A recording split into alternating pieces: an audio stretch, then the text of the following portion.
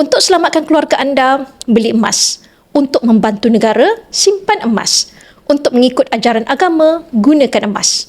Ini adalah kata-kata hikmah founder Public Gold, Datuk Wira Louis Eng. Untuk selamatkan keluarga anda, beli emas. Ayat ini sesuai untuk pengetahuan, emas adalah insurans kekayaan dan simpanan emas ini adalah aset di luar sistem kewangan. Jadi jika berlaku apa-apa musibah kepada ahli keluarga, contohnya meninggal, jatuh muflis atau terpenjara, emas fizikal adalah bot penyelamat untuk anda di mana anda boleh jual di mana-mana sahaja tanpa kawalan sesiapa. Dan emas ini juga boleh mengukuhkan simpanan bukan sahaja dari mudah bocor, malah dari kejatuhan nilai mata wang. Untuk membantu negara, simpan emas. Semua negara mempunyai rizab emas fizikal kerana emas adalah standard kekayaan sebenar, bukannya wang fiat. Dan akhir sekali, untuk mengikut ajaran agama, gunakan emas.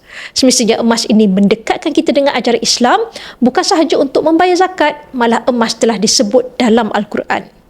Bagi berminat untuk memulakan simpanan emas fizikal bersama Public Gold, anda boleh rujuk pin video saya untuk 5 langkah daftar akaun Public Gold dan saya akan bimbing anda dalam cara dan langkah-langkah simpanan emas yang terbaik untuk anda.